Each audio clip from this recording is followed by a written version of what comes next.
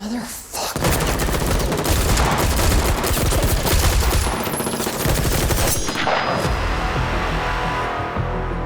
This is Gina Prince Bythewood. Hi, this is Tammy Riker. Hi, this is Danny Hernandez. We're going to break down how to shoot a shootout. For the kill floor, this is the first action sequence in the film, and we knew it was going to set the tone of the film, set the tone of the whole film, but also set the tone of what the action was. So it really was like, we got to go big, and it's got to rock. But also, we have 4 people going up against 16. How can that be believable? That was kind of the directive that I gave both Tammy and Danny, is this needs to look real. First, we mastered in front to get the wide silhouette of when they're all taken down, and then we mastered from behind the mercenaries as they come out, and then Danny broke it down into 4 sections so we could cover each person in the old guard and really cover their fight sequence without the other 3 having to go 100%. We set the cameras up so that way we were just filling the other characters on the other side, but able to focus on 1 or 2 characters that are making their way through, and then tying them all together.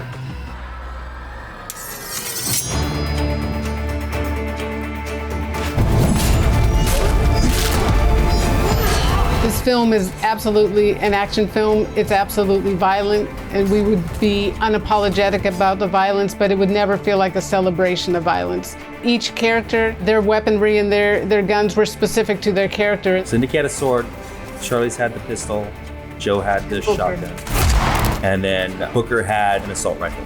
For our mercenaries, we wanted to give them automatic weaponry. It is a lazy way to kill because you literally can spray with multiple bullets.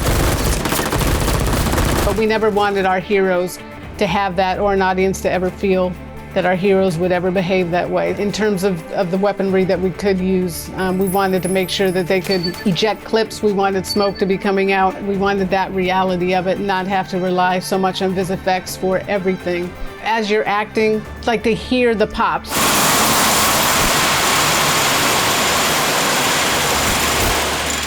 Like, it gives you something to react to. If it's totally silent and you're working with guns that don't give you any sound at all, it's very hard to get that real reaction. When it wasn't firing blanks, the flashing is all in post. But with what we did with the mercenaries, that was creating all the smoke when they were actually firing the blanks and filling up, so you can see it get hazier and hazier as the weapons keep firing. I believe that we used shells, like blanks, when all the mercenaries were shooting at the old guard. Everything else for the close quarter was VFX shots. The reason for that is safety. It's dangerous to have blank rounds fired in close quarter combat. We never wanted to be pointing directly at someone when you're using blanks, so we had to be creative at times with the camera as well. But with the right angle, you never know that the camera was actually pointed just off to the side of the actor. It's got to look good, so we were able to get guns that could give us the actual shells coming out. That's such a thing that tells you that it's reality. For us, it was always this balance of how much blood, and too little and it doesn't feel real, and to the extreme where then it feels gratuitous. So that's why it was so good to have the ability to use squibs, because that is what would really be coming out. That's what feels the most natural. The squib is an actual packet that's attached to an actor's body, and there's a charge in it, and when it goes off, it gives you that realistic burst of blood and breaks through the clothing. And it looks real. And for all of us, Tammy, Danny, and I, we wanted this to feel real, every moment feel real. As a cinematographer and a production point of view, working with the AD, you only get so many times you're going to be able to put a squib on an actor. You only get a couple shots at it because an actor does feel something. I'm not saying it's painful, but you do feel something. So you want to do it as few times as possible. So it took a lot of coordination of who and when, and all the cameras are aimed on that one person because they were in their hats, they were in their suits, they were on their legs. And yes, you can add things in VisFX, and VisFX have come an incredibly long way, but there's nothing like having that real splash of blood coming at you. It's not something you can 100% recreate, especially for the shots that we shot from behind in silhouette. When they first get shot, that's all squib, and it looks, I hate saying this, but it looks amazing to see, the blood spraying in silhouette.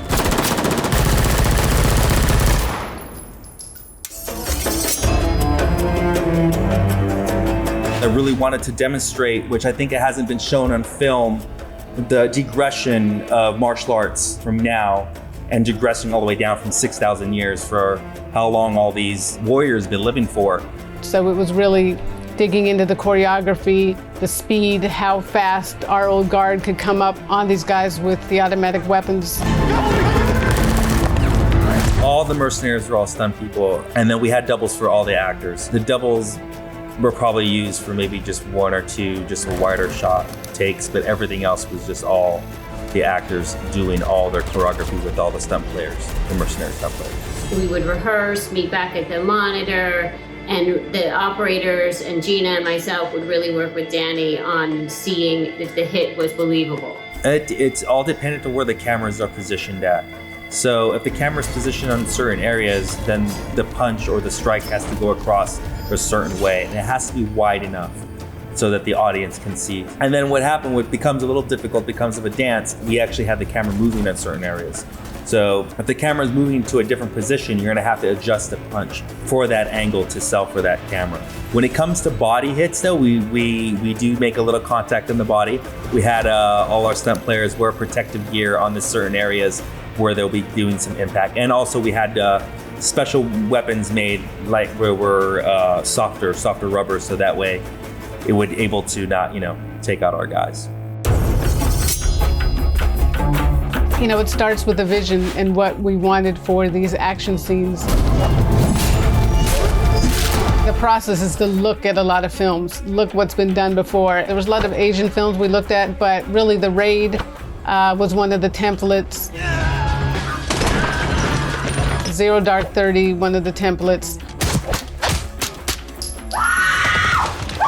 Because of the reality that both of those films brought, but also the creativity within the action as well. We did a lot of research in all the different kind of martial arts. I had a very good team. I was collaborating with Gina and Tammy, on their vision and what they wanted to see. And I would show them choreography pieces, what you say, put together to see if that's what their vision, what they were looking for. In going into this, I kept hearing stories and I would ask, how long did it take to shoot this scene in John Wick? Or how long did it take them to do that fight scene in Mission Impossible? Like, you're always wondering, and you hear like 2 weeks, and Tammy and I, we're like, we have 3 days, how are we possibly gonna do this? Gina and I storyboarded together, and that really helped us with our plan, and we, referred back to the graphic novel. It was about how can we make this believable, that 4 people with pistols and archaic weapons can defeat 16 mercenaries with automatic weaponry. Gina and I, in some of our first conversations, we discussed how we wanted the old guard to be very grounded, pretty gritty, natural, and we wanted to shoot all the action sequences handheld. And we made the decision to shoot with the Alexa 65 for the incredible image quality. And there was a bit of a challenge there because it's a very heavy camera. We stayed with the handheld theme and keeping it more at eye level, using longer lenses to feel that reality, to feel like we're in there, we're a part of it.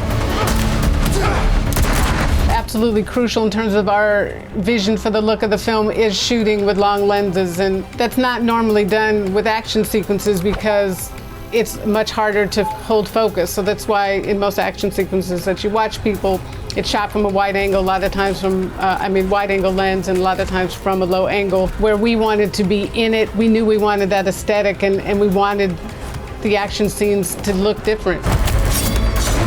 I worked with Paul Kirby, the production designer, to create a lighting that when those 2 floodlights come on, that those are the only 2 lights. There was no lights on stands or on the floor, so that the cameras could pan 360 degrees. Tammy and I wanted 3 separate looks for this, which was the darkness, then the brightness when the lights come on and they're revealed and they know that they've been basically screwed.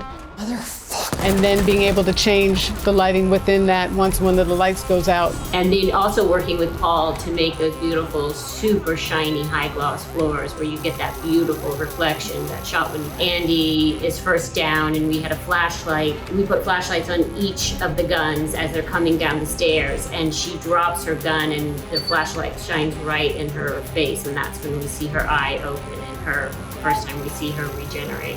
At the end of the day, what we're capturing in the cameras has to be great. It has to look real. It has to be believable.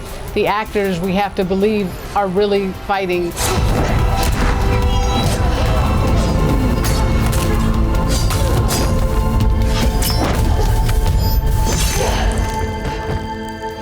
Thank you very much for watching. Check out The Old Guard on Netflix.